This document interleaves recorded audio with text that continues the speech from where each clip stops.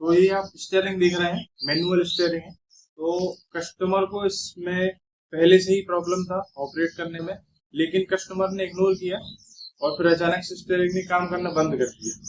तो ये स्टीयरिंग मेरे वर्कशॉप पर आया हुआ था, तो ये दोनों साइड से फ्री हो चुका है। किसी भी साइड से आप रोटेट करें, ये बिल्कुल फ्री हो चुका है।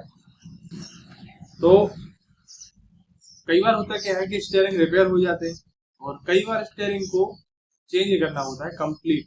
अब देखना ये बाकी है कि ये स्टीयरिंग रिपेयर होगा या इसे चेंज करना पड़ेगा, ये डिसअसेंबल करने के बाद पता चलेगा। तो चलिए इसे डिसअसेंबल करते हैं।